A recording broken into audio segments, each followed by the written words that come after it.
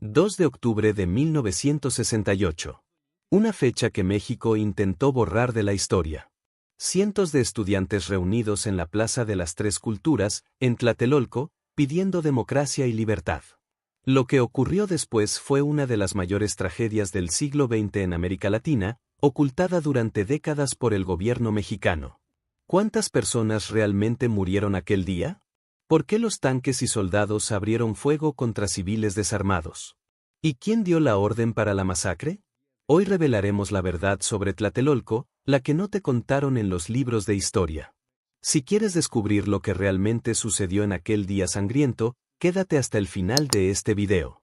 Y no olvides suscribirte al canal y activar la campanita de notificaciones para no perderte ningún contenido sobre historias que cambiaron el mundo.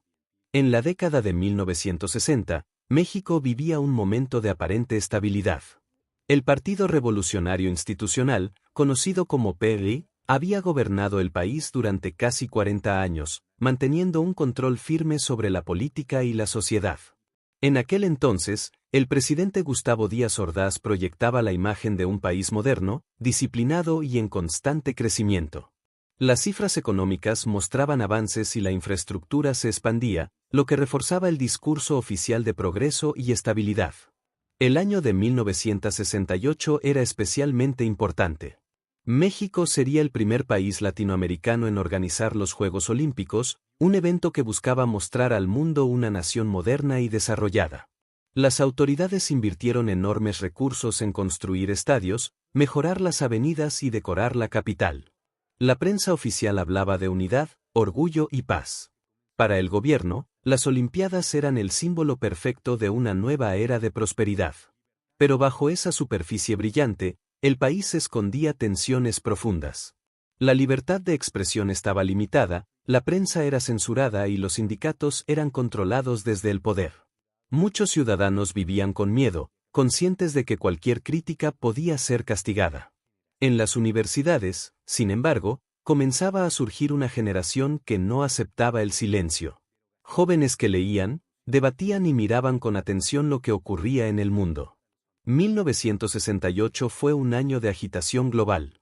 En Francia, los estudiantes se manifestaban por la libertad y los derechos sociales. En Estados Unidos, se exigía el fin de la guerra de Vietnam y la igualdad racial. En Checoslovaquia, el pueblo intentaba romper el control soviético. Los jóvenes mexicanos observaban esas luchas y se preguntaban por qué en su propio país no podían expresar sus ideas libremente. Las universidades se convirtieron en el centro de esta reflexión. En los pasillos y auditorios de la UNAM y del Instituto Politécnico Nacional se organizaban asambleas para discutir la falta de democracia y los abusos del gobierno. Los estudiantes querían ser escuchados, querían un país donde la justicia y la libertad no fueran solo palabras en los discursos oficiales. El contraste entre el entusiasmo olímpico y la creciente inconformidad juvenil era evidente. El gobierno, acostumbrado a la obediencia, veía cualquier signo de protesta como un desafío a su autoridad. Pero la energía de los jóvenes crecía cada día, impulsada por el deseo de participar en el futuro de México. Nadie imaginaba que, en pocas semanas, una chispa encendería un movimiento que marcaría para siempre la historia del país. El ambiente se tornaba cada vez más tenso. Las promesas de progreso no bastaban para esconder el descontento. México estaba en ebullición, y el año que debía ser recordado por el triunfo deportivo pronto sería recordado por la lucha por la libertad. La historia estaba a punto de cambiar su rumbo. El 26 de julio de 1968, una pelea entre estudiantes del Instituto Politécnico Nacional y de la Universidad Nacional Autónoma de México cambió el rumbo de la historia. Era una disputa menor, pero la intervención violenta de la policía de choque la transformó en un hecho decisivo. Los agentes golpearon a jóvenes, irrumpieron en escuelas y detuvieron a decenas de estudiantes. Las imágenes de la represión corrieron rápidamente y despertaron la indignación de miles de personas. Aquella noche, algo cambió en la conciencia colectiva. La brutalidad policial mostró con claridad lo que muchos ya sospechaban: el gobierno no toleraba la crítica ni la protesta. En lugar de intimidar a los estudiantes, la represión los unió. En los días siguientes, se organizaron asambleas en distintas universidades y surgió una nueva voz: la del Consejo Nacional de Huelga, conocido como CNH. Este organismo reunía representantes de decenas de escuelas y se convirtió en el corazón del movimiento. El CNH elaboró un pliego petitorio con 6 demandas fundamentales: la libertad de los presos políticos, la desaparición del cuerpo de granaderos, la derogación del delito de disolución social, la indemnización a las víctimas de la represión, el cese de los abusos policiales y el diálogo público con el gobierno. Las peticiones eran razonables, pero el Estado las consideró una amenaza. Las manifestaciones se multiplicaron en cuestión de días. Calles, plazas y avenidas se llenaron de estudiantes, profesores, trabajadores e incluso amas de casa que exigían justicia. Los jóvenes marchaban en silencio, levantando pancartas y banderas mexicanas, convencidos de que su lucha era legítima y pacífica. La consigna era clara: no se trataba de una revolución, sino de un llamado al respeto y a la libertad. El gobierno, sin embargo, interpretó el movimiento como una conspiración. Díaz Ordaz y su secretario de Gobernación, Luis Echeverría, estaban convencidos de que detrás de los estudiantes había intereses extranjeros. La prensa oficial repitió ese discurso, intentando desacreditar a los jóvenes y presentarlos como agitadores. Pero la sociedad empezaba a ver la verdad: eran muchachos que pedían derechos básicos. Mientras los preparativos olímpicos continuaban, las marchas se volvían más numerosas. La Plaza de las Tres Culturas, en Tlatelolco, se transformó en el punto de encuentro del movimiento. La tensión crecía día a día, y la posibilidad de un enfrentamiento era cada vez más real. El país entero observaba con incertidumbre. Los estudiantes seguían firmes, convencidos de que la razón estaba de su lado. Lo que aún no sabían era que la noche más trágica de la historia moderna de México estaba cada vez más cerca. Para el gobierno mexicano, el movimiento estudiantil representaba una amenaza directa a su autoridad y a la imagen internacional del país. Faltaban pocas semanas para la inauguración de los Juegos Olímpicos y el presidente Gustavo Díaz Ordaz estaba decidido a mantener el orden a toda costa. Temía que cualquier signo de inestabilidad pudiera arruinar el prestigio que México buscaba proyectar ante el mundo. Por eso, el gobierno adoptó una estrategia basada en la represión, la vigilancia y el miedo. Desde finales de julio, las autoridades intensificaron sus acciones. Los servicios de inteligencia comenzaron a espiar a los líderes del Consejo Nacional de Huelga. Agentes del Departamento de Investigaciones Políticas y Sociales se infiltraron en las universidades, asistiendo a asambleas y tomando nota de los nombres de los participantes más activos. En los medios de comunicación, el gobierno lanzó una campaña para desprestigiar a los estudiantes, presentándolos como agitadores y enemigos del progreso nacional. La tensión se extendía más allá de las aulas. En los barrios, las familias hablaban con cautela sobre las protestas, temiendo que cualquier comentario pudiera ser interpretado como apoyo a los jóvenes. La policía vigilaba las imprentas, los cafés y los espacios donde solían reunirse los universitarios. México parecía un país en calma, pero esa calma era impuesta por la fuerza.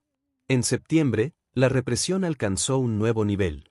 El ejército, bajo órdenes directas de Díaz Ordaz, ocupó la ciudad universitaria y el Instituto Politécnico Nacional.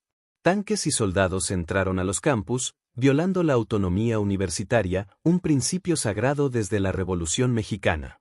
Estudiantes fueron arrestados, aulas destruidas y bibliotecas saqueadas. El mensaje era claro: el Estado no permitiría más desafíos a su poder.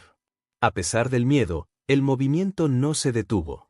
Miles de jóvenes continuaron organizando marchas, convencidos de que su lucha era justa. Cada acto de represión fortalecía su convicción de que el cambio era necesario. Sin embargo, la presencia militar en las calles hacía cada vez más difícil mantener la resistencia pacífica. El presidente buscaba demostrar control absoluto antes del inicio de los Juegos Olímpicos. En su discurso del 1 de septiembre ante el Congreso, Díaz Ordaz habló con tono severo y anunció que el gobierno no toleraría provocaciones. Dijo que había llegado el momento de poner fin a los disturbios y restaurar la paz. Detrás de esas palabras se escondía una decisión ya tomada: silenciar al movimiento por la fuerza. Los días siguientes fueron de tensión insoportable. Las universidades estaban bajo vigilancia, los líderes estudiantiles eran perseguidos y la prensa guardaba silencio. Sin embargo, los jóvenes aún tenían esperanza. Decidieron realizar una gran concentración el 2 de octubre en la Plaza de las Tres Culturas, en Tlatelolco. Querían mostrar que su lucha seguía viva y que todavía era posible un diálogo. No sabían que ese día cambiaría para siempre el destino del país.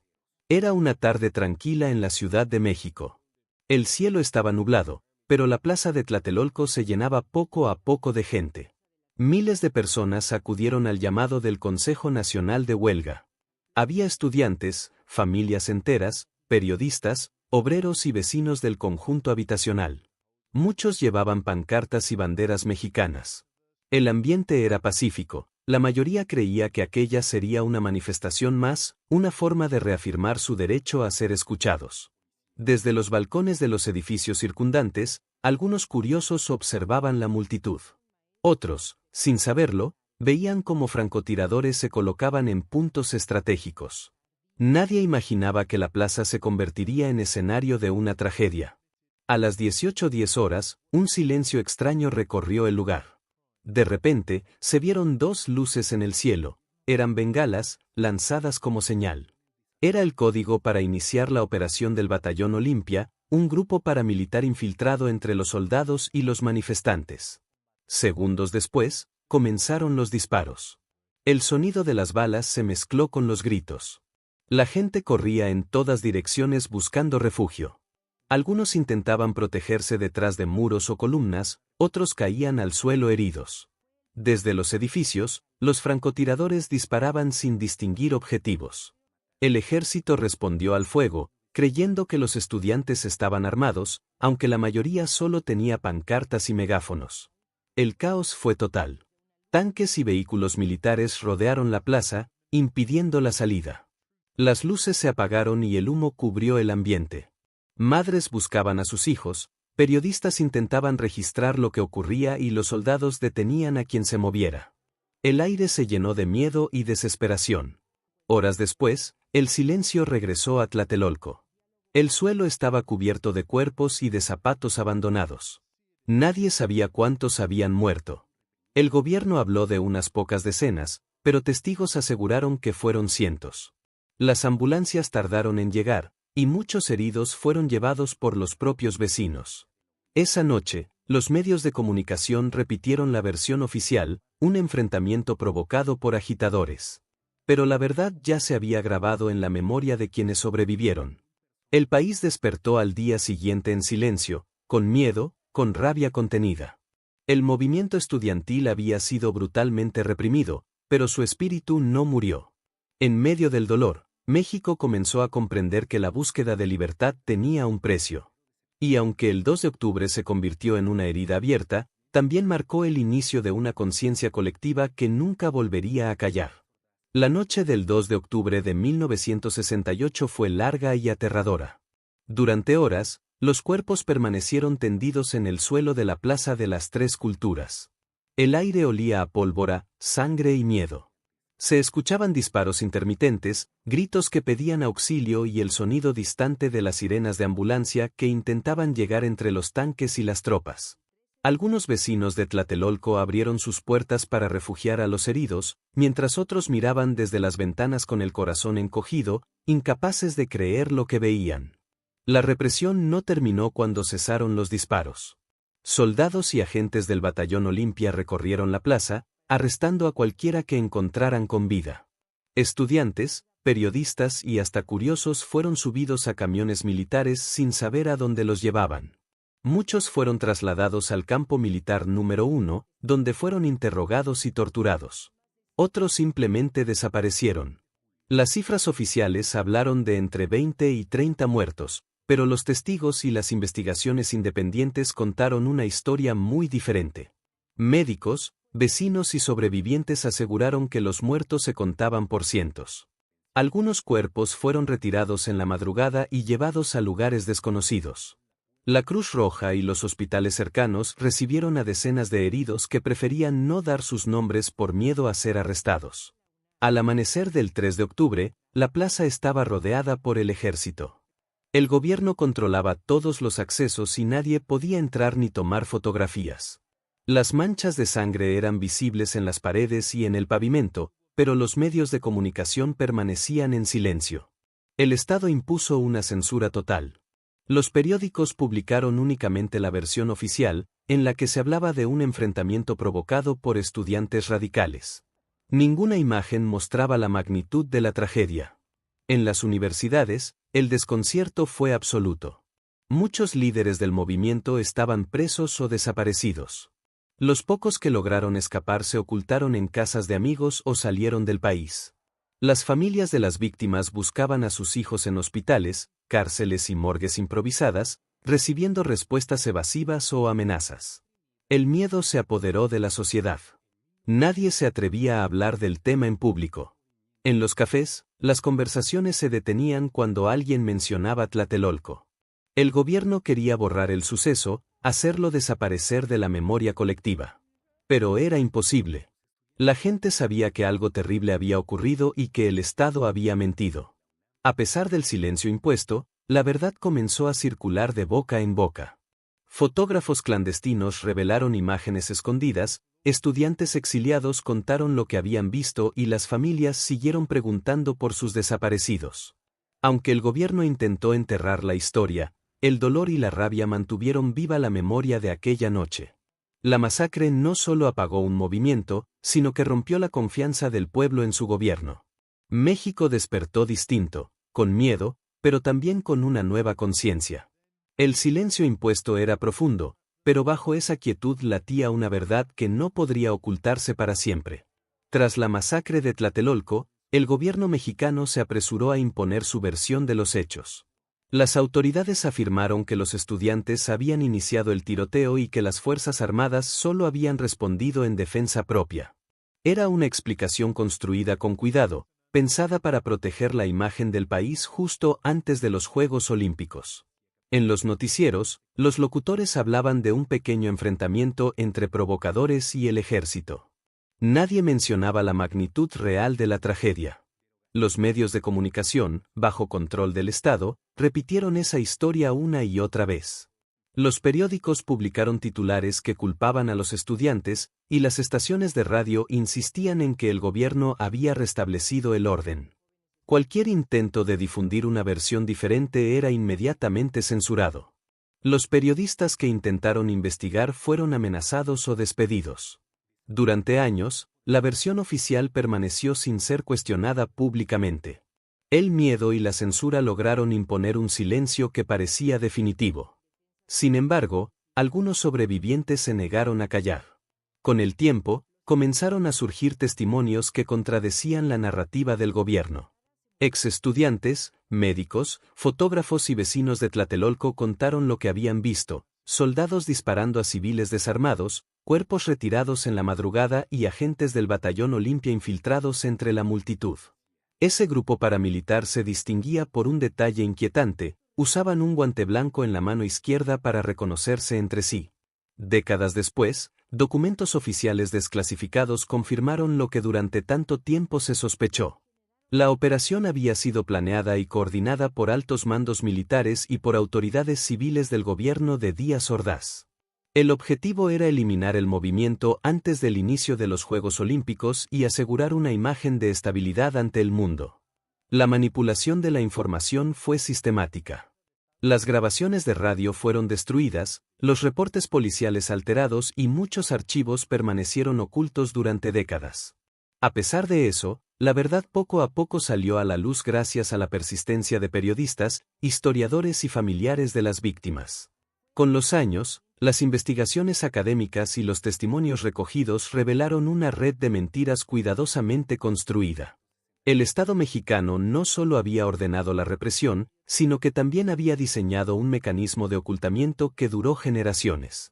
El encubrimiento fue tan profundo que muchas personas crecieron sin conocer la verdadera historia.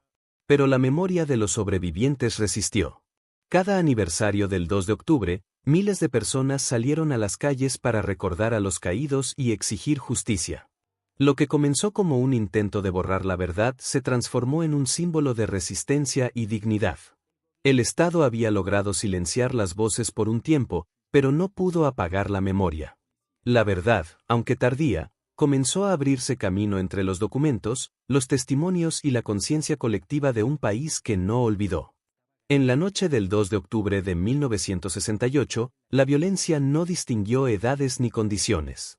Entre las víctimas había jóvenes estudiantes, mujeres, niños y vecinos del barrio de Tlatelolco que habían salido solo para observar la manifestación. Algunos estaban allí por curiosidad, otros por solidaridad, y muchos simplemente regresaban del trabajo o del mercado cuando quedaron atrapados en medio del fuego cruzado. La tragedia alcanzó a todos, borrando las fronteras entre manifestantes y ciudadanos comunes. Las historias de esas víctimas fueron, durante años, silenciadas por el miedo y la censura. Sin embargo, poco a poco comenzaron a salir a la luz gracias al trabajo de periodistas y escritores comprometidos con la verdad. Entre ellos destacó la escritora Elena Poniatowska, quien recopiló testimonios de sobrevivientes, familiares y testigos en su obra La Noche de Tlatelolco. A través de sus páginas, las voces que el Estado intentó callar volvieron a ser escuchadas. Los relatos reunidos por Poniatowska revelaron el dolor humano detrás de las cifras. Historias de madres que buscaron a sus hijos por días sin encontrarlos, de jóvenes que habían soñado con cambiar el país y murieron antes de cumplir 20 años, de vecinos que arriesgaron sus vidas para ayudar a los heridos. Cada testimonio mostraba la dimensión humana de una tragedia que el gobierno había intentado reducir a un simple incidente. A lo largo de los años, diversas organizaciones de derechos humanos y colectivos de memoria han intentado identificar a todas las víctimas. Sin embargo, muchas familias nunca recibieron información oficial sobre el paradero de sus seres queridos. Los nombres de los desaparecidos permanecen incompletos, escritos en listas que todavía esperan justicia. Esa ausencia sigue siendo una herida abierta en la memoria colectiva de México. El dolor se transformó en resistencia. Desde entonces, cada 2 de octubre, miles de personas salen a las calles para recordar a los caídos en Tlatelolco. Las marchas recorren el centro de la Ciudad de México, encabezadas por pancartas, flores y fotografías de los desaparecidos. Jóvenes que no vivieron aquellos años caminan junto a los sobrevivientes, demostrando que la memoria no pertenece al pasado, sino al presente. La consigna es clara y poderosa, porque no se olvida. Es un recordatorio de que la historia no puede borrarse, de que los nombres de las víctimas deben seguir vivos en la conciencia del país. Cada aniversario es un acto de dignidad y de resistencia frente al silencio impuesto. Las víctimas del 2 de octubre no solo representan una tragedia nacional, sino también el valor de una generación que se atrevió a exigir libertad. Sus voces, recuperadas por la memoria y la palabra, siguen resonando más de medio siglo después. Tlatelolco no fue solo una masacre, fue el inicio de una lucha por la verdad que aún continúa. A pesar de la tragedia ocurrida apenas 10 días antes, el gobierno mexicano logró inaugurar los Juegos Olímpicos el 12 de octubre de 1968. Las delegaciones internacionales desfilaron por el Estadio Olímpico entre sonrisas y aplausos, mientras el mundo miraba a México como símbolo de modernidad. Pero detrás de la celebración, el país vivía en duelo. La sangre de los estudiantes aún estaba fresca, y el miedo recorría las calles. La imagen del gobierno de Gustavo Díaz Ordaz quedó manchada para siempre. Aunque los medios oficiales intentaron mantener la ilusión de normalidad, la población sabía lo que había ocurrido. La confianza en las instituciones se resquebrajó. Muchos mexicanos, hasta entonces leales al régimen, comenzaron a cuestionar su legitimidad. Por primera vez en décadas, la versión del Estado ya no era incuestionable. Las consecuencias políticas fueron profundas, aunque tardaron en manifestarse. Durante años, el PRI mantuvo el poder, pero el episodio de Tlatelolco marcó un antes y un después en la relación entre el gobierno y la sociedad. Las nuevas generaciones crecieron con desconfianza hacia la autoridad y con una conciencia crítica que antes no existía. Varios de los sobrevivientes del movimiento estudiantil continuaron su compromiso con la justicia y la democracia. Algunos se convirtieron en líderes sociales, periodistas o activistas por los derechos humanos. Otros participaron en movimientos políticos que, con el tiempo, contribuyeron a abrir el sistema cerrado del país. La semilla de 1968 germinó lentamente, pero con fuerza. En el ámbito cultural, Tlatelolco también dejó una huella imborrable. Libros, películas, canciones y obras de arte rescataron la memoria de los caídos. La plaza donde ocurrió la masacre se transformó en un lugar de memoria, visitado cada año por miles de personas. Allí, las generaciones más jóvenes aprenden que la libertad y la justicia no se regalan, sino que se conquistan con esfuerzo y con memoria. El gobierno de Díaz Ordaz terminó su mandato en 1970, pero la sombra de Tlatelolco lo acompañó hasta su muerte. Ningún intento de justificación logró borrar la responsabilidad del Estado en la tragedia. Con el paso del tiempo, la masacre de 1968 se convirtió en un símbolo de resistencia, memoria y justicia. Su recuerdo sigue vivo como una advertencia contra la represión y como un llamado permanente a defender los derechos humanos. Tlatelolco cambió a México para siempre. Lo que comenzó como una marcha pacífica se transformó en una herida colectiva, pero también en un punto de partida para la construcción de una sociedad más consciente y participativa. El 2 de octubre sigue recordándose no solo por lo que se perdió, sino por todo lo que despertó en la conciencia de un país que aprendió a no olvidar. Durante décadas, el gobierno mexicano logró mantener bajo reserva los archivos relacionados con la masacre de Tlatelolco. La versión oficial se mantuvo inalterada, y los responsables directos continuaron sus carreras políticas sin rendir cuentas. Sin embargo, con el paso del tiempo, la presión de los familiares de las víctimas, de los periodistas y de las organizaciones civiles abrió lentamente las puertas de la verdad. A partir de los años 90, comenzaron a salir a la luz documentos del archivo de la Dirección Federal de Seguridad, el principal órgano de inteligencia del Estado durante el siglo XX. Esos registros revelaron la magnitud del control y la vigilancia a los que el gobierno había sometido a los estudiantes antes del 2 de octubre. Los informes detallaban infiltraciones, escuchas telefónicas y seguimientos permanentes. Lo más impactante fue comprobar que las órdenes de represión provenían directamente del presidente Gustavo Díaz Ordaz y de su secretario de Gobernación, Luis Echeverría Álvarez. En los primeros años del nuevo milenio, se desclasificaron también archivos del ejército mexicano. Los documentos confirmaron lo que por años había sido considerado un rumor: la existencia de una coordinación precisa entre los servicios de inteligencia, las Fuerzas Armadas y los grupos paramilitares. El Batallón Olimpia no actuó por iniciativa propia, sino como parte de un operativo cuidadosamente planificado por las más altas esferas del poder. Los informes oficiales describían con frialdad los movimientos de tropas, las órdenes de disparo y la justificación posterior de las muertes como actos de defensa legítima. También registraban las estrategias de manipulación mediática y los esfuerzos del gobierno por controlar el relato de los hechos. Los nombres de los responsables aparecían una y otra vez, acompañados de firmas y sellos oficiales. A pesar de la contundencia de las pruebas, la justicia nunca llegó. En 2002, la Fiscalía Especial para Movimientos Sociales y Políticos del Pasado intentó procesar a Luis Echeverría, quien años después se convertiría en presidente de México. Sin embargo, los tribunales determinaron que los delitos habían prescrito. Ningún alto funcionario fue condenado. Los archivos confirmaron la verdad, pero no lograron transformar la impunidad en justicia. Para las víctimas y sus familias, la apertura de los documentos representó un avance moral, aunque insuficiente. Por fin, el Estado admitía de manera indirecta su responsabilidad. Lo que por décadas fue negado quedaba ahora respaldado por documentos oficiales. La historia escrita con silencio comenzaba a ser reescrita con pruebas. El descubrimiento de esos archivos cambió la forma en que México entendía su propio pasado. Las nuevas generaciones pudieron conocer la dimensión real del crimen y la complicidad institucional que lo permitió. La verdad había sido ocultada durante años, pero no destruida. Con cada revelación, el país se acercaba un poco más a la memoria completa de Tlatelolco. Sin embargo, el vacío de justicia seguía presente, recordando que la verdad sin castigo es una herida que nunca cierra. El 2 de octubre de 1968 no fue solo una tragedia, fue un punto de inflexión en la historia moderna de México. La masacre de Tlatelolco marcó a una generación y transformó la conciencia colectiva de un país que, hasta entonces, había vivido bajo la ilusión de estabilidad. Lo ocurrido reveló la fragilidad del sistema político y la violencia que el poder era capaz de ejercer para conservar su control. Aunque el gobierno logró inaugurar los Juegos Olímpicos y mantener una fachada de normalidad ante el mundo, dentro del país nada volvió a ser igual.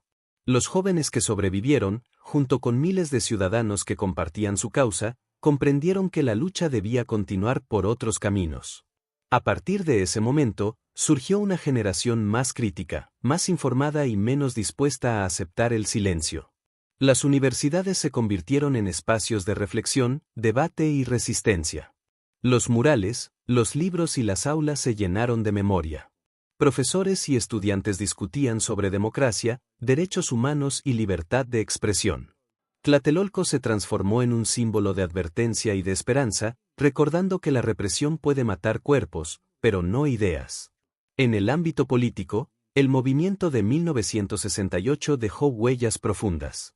Inspiró a nuevos movimientos sociales, impulsó la defensa de los derechos civiles y alimentó la demanda de apertura democrática que décadas más tarde permitiría la alternancia en el poder. Las marchas conmemorativas del 2 de octubre se convirtieron en una tradición que une generaciones. Cada año, las calles de la Ciudad de México se llenan de voces que repiten una consigna que no ha perdido fuerza: 2 de octubre no se olvida. Con el paso de los años, el eco de Tlatelolco trascendió las fronteras mexicanas.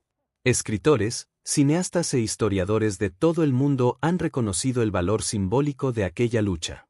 No fue solo un episodio nacional, sino una expresión del anhelo universal por justicia y libertad. Hoy, más de 50 años después, el recuerdo sigue vivo. Las nuevas generaciones, que no vivieron la masacre, la sienten como parte de su identidad colectiva. En las marchas, los jóvenes levantan pancartas que recuerdan a los caídos y gritan con fuerza: «Fue el Estado». Ese grito resume medio siglo de memoria y denuncia. Tlatelolco no pertenece al pasado. Es una lección que continúa enseñando que la verdad debe defenderse, que la memoria debe preservarse y que la justicia, aunque tarde, siempre debe buscarse. El 2 de octubre no se olvida porque representa la voz de un pueblo que aprendió a no callar jamás. ¿Y tú, conocías esta versión de los acontecimientos de Tlatelolco? Es impresionante cómo historias tan importantes pueden permanecer ocultas durante tanto tiempo, ¿verdad? Ahora quiero saber tu opinión. Deja en los comentarios qué te pareció este video y si ya conocías esta historia antes. Tu participación es muy importante para que el canal siga creciendo y podamos seguir trayéndote contenidos como este. Si te gustó y quieres ver más videos sobre eventos históricos que marcaron a la humanidad, suscríbete al canal y activa la campanita de notificaciones para recibir todos nuestros videos de primera mano. Muchas gracias por vernos hasta aquí y nos vemos en el próximo video.